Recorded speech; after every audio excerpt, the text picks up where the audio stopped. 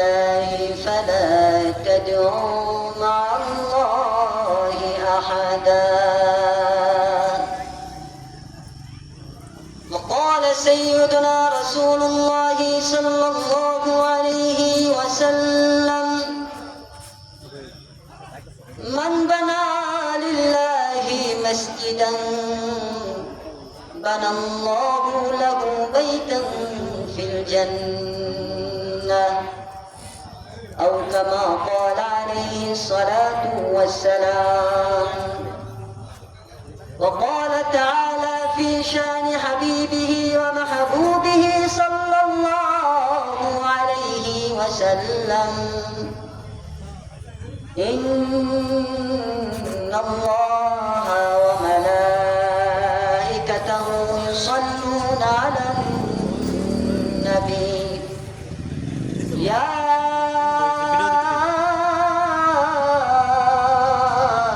أيها الذين آمنوا صلوا عليه وسلموا تسليما. شكرا نماز الدروب پڑھ. اللهم صل على محمد وعلى آل محمد كما صليت على إبراهيم وعلى মাইক্রোফোনটা তো সোজা করছে, বাতাসটা সোজা বরাবর ঢুকে উঠতেছে। একটা নিচে মাইক্রোফোনটা খারাপ হয়ে দিলে তার বাতাসটা ঢুকতো না।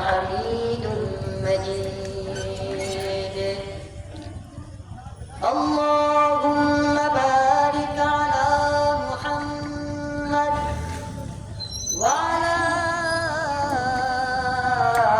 آل محمد كما باركت على إبراهيم وعلى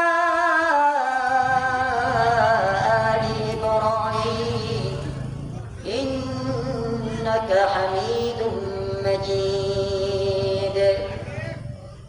بلغ العلا بكماله كشف الدجى بجماله حسنت جميع خصاله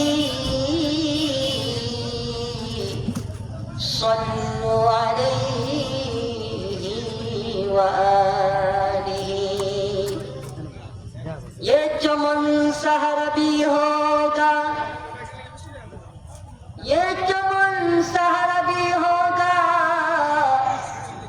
ये खबर बुलबुल को दो ताकि अपने जिंदगी सोच कर कुर्बा करे. बलगल उला बिकमालिही कशफ الدجى بجماله حسنت جميع خصاله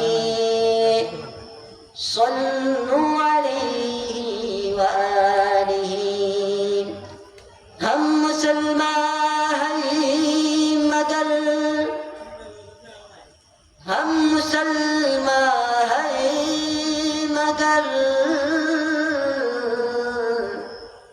हम में मुसलमानी नहीं.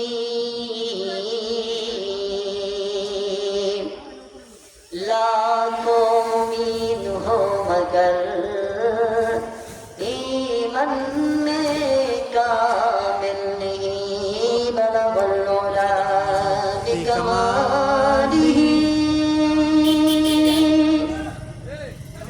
कशफ الدجى بجماله حسنت جميع خصاله صلوا عليه وآله. সম্মানিত হাজিরিন, রব্বে কায়নাতের দরবারে লাখ কোটি শুকর ও সুজুদ। যে রব আমাদেরকে ভালোবেসে বড় মহাব্বত করে পশ্চিম সুনাব নূরে মদিনা জামে মসজিদের শুভ উদ্বোধন উপলক্ষে মাহফিল আসার এবং বসার তৌফিক এনায়েত করেছেন। এজন্য সকলের হৃদয়ের গহীন থেকে কালিমাতু শুকরিয়া আদায় করি, সকল বলে আলহামদুলিল্লাহ। আরেকটু জোরে সরে বলে আলহামদুলিল্লাহ। আলহামদুলিল্লাহ। সম্মানিত হাজরিন, আমাদের আজকের উদ্দেশ্য হলো মসজিদ শুভ উদ্বোধন। অনেক আলোচক বৃন্দ আলোচনা করেছেন, অত্যন্ত সুন্দর সুন্দর আলোচনা করেছেন, দ্বীনের কথা বলেছেন।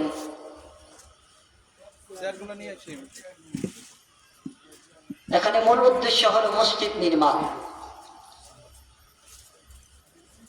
মসজিদ নির্মাণের উদ্দেশ্য হলো সেখানে আল্লাহর বান্দারা মসজিদের ভিতরে ইবাদত করবে।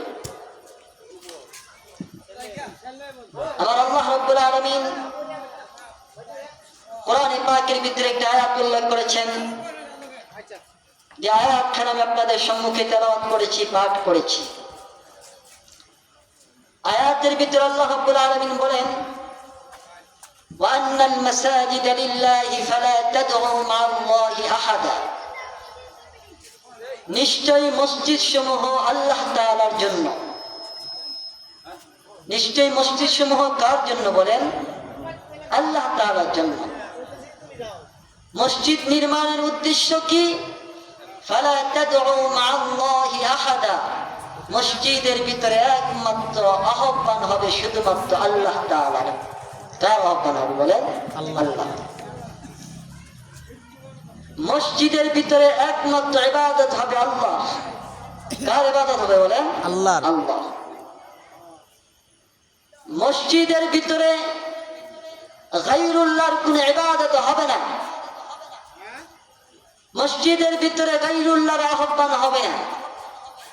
মসজিদের ভিতরে একমাত্র ইবাদত, মসজিদের ভিতরে একমাত্র উপাসনা হবে আল্লাহ তাআলার জন্য। কার জন্য বলে? এজন্য আল্লাহ রাব্বুল আলামিন বলতেছেন, আন্নাল মাসাজিদা লিল্লাহি ফালা তাদউ মা আল্লাহি আহাদা।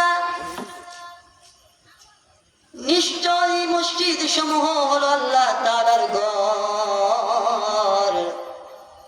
ফালা তাদউ মা আল্লাহি আহাদা। সেই ঘরের ভিতরে আল্লাহ তাআলার সাথে তোমরা কাউকে আহ্বান করো না। আহ্বান করা হবে কার বলেন? আল্লাহ। তাহলে মসজিদে যদি আমি জিকির করি, জিকিরটা হবে কার বলেন? আল্লাহর। মসজিদে যদি নামাজ পড়ি, তাহলে মসজিদের ভিতরে নামাজটা হবে কার জন্য বলেন? আল্লাহর। আল্লাহ তাআলার জন্য নামাজ হবে। লোক দেখানো কোনো নামাজ হবে না, রিয়া যুক্ত কোন ইবাদত মসজিদের ভিতরে হবে না। ঠিক। এখন যারা মসজিদের ভিতরে লোক দেখানো ইবাদত করবে, লোক দেখানো নামাজ পড়বে, তাদের নামাজকে আল্লাহ গ্রহণ করবেন বলে? গ্রহণ করবে। এটা আমার কথা না, কোরআনে কারীমের কথা। কার কথা বলেন? কোরআনের কথা। আল্লাহ রাব্বুল আলামিন বলেন, আল্লাযীনা হুম আন সালাতিহিম সাহুন আল্লাযীনা হুম ইউরাউন